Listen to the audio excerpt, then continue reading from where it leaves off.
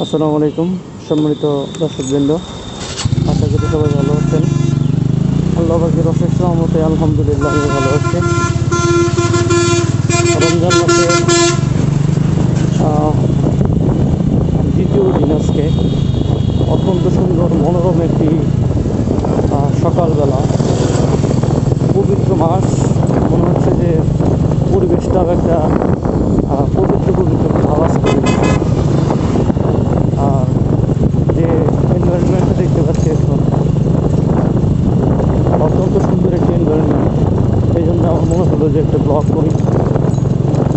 আপনারা যে মাধ্যম থেকে আমার ব্লগ দেখছেন, ফেসবুক অথবা ইউটিউব থেকে, কাইন্ডলি আমাকে একটা সাপোর্ট দিয়ে যাবেন। যদি ফেসবুক থেকে দেখে থাকেন তাহলে একটা ফলো দিবেন, আর যদি ইউটিউব থেকে দেখে থাকেন তাহলে একটা সাবস্ক্রাইব করে দেবেন। রমজান মাস হচ্ছে আল্লাহ পাকের নৈকট্য লাভের সুযোগের একটি মাস।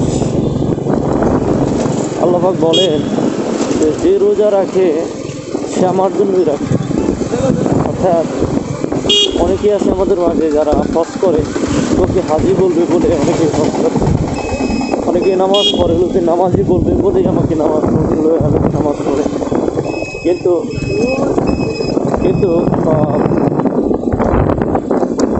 কেউ কখনো মানুষকে দেখানোর জন্য না খেয়ে থাকে না।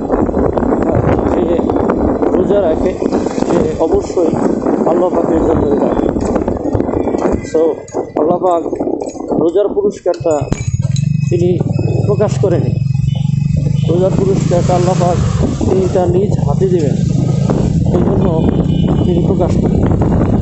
যাই হোক, আমরা একটা জিনিস খেয়াল করলে বুঝতে পারবো যে যত বড় তার পুরস্কারটা হয় তত বড়। সাপোজ মনে করেন যে আমরা যখন কোনো গেম খেলি, স্কুলে যখন কোনো গেম খেলাধুলা হয়, তখন স্বাভাবিকভাবে পুরস্কার দেওয়া হয় একটু নিম্নমানের বা একটু উচ্চমানের। কারণ তাই সেখানে যারা খেলাধুলায় যারা সহযোগিতা করে তাদের সামর্থ্য অনুযায়ী তারা দেয়। কিন্তু আল্লাহ পাক এমন এক সত্তা, যার ধর্ম আল্লাহর পবিত্র ছিল, তিনি চাইলে পাহাড়কে দরিয়া করতে পারেন এবং দরিয়াকে পাহাড় বানাতে পারেন। এখানে সন্দেহের কোনো অবকাশ নেই। তো আল্লাহ পাক যেহেতু বলেছেন যে রমজানের রোজার পুরস্কার তিনি তার নিজ হাতে দেবেন, নিঃসন্দেহে অনেক বড় ধরনের পুরস্কার। তাই আমরা যারা রোজার মাস পেয়েছি, আল্লাহ পাকের কাছে শুকরিয়া আদায় করি, আলহামদুলিল্লাহ।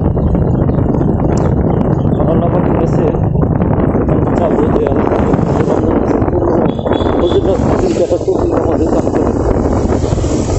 আমরা যেন রোজার মাসে শুধু না খেয়ে থাকলেই কিন্তু রোজা বলে না, সংযম বলে না। এখানে নিজেদের দৃষ্টির হেফাজত করতে হবে, হাতের হেফাজত করতে হবে, আমাদের কথাবার্তার হেফাজত করতে হবে। এভরিথিং, এটা সব কিছু নিয়ন্ত্রণ করার নামই হচ্ছে রোজা। আপনি সাপোজ না খেয়ে আছেন রোজা থাকার উদ্দেশ্যে, কিন্তু আপনার দ্বারা মানুষের হক বিনষ্ট করা হয়, আপনার দ্বারা মানুষকে গালিগালাজ করা হয়, তাহলে কিন্তু আপনার এটা রোজা হবে না।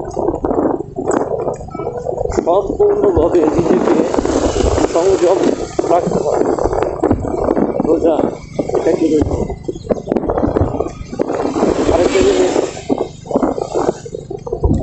সেটা হচ্ছে যে অবশ্যই আপনাদের ইনকামের দিকে খেয়াল রাখতে হবে।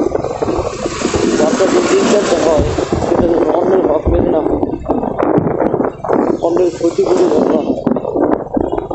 অন্যের ক্ষতি করে যাবে ইনকাম করেন এবং তা বক্ষণ করেন যে রোজা, তাহলে কিন্তু রোজা হবে।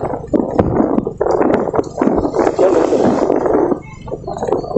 সম্মানিত দর্শক, আমি আমার ব্লগটাকে শেষ করবো। হবে পরবর্তী vlog, পরবর্তী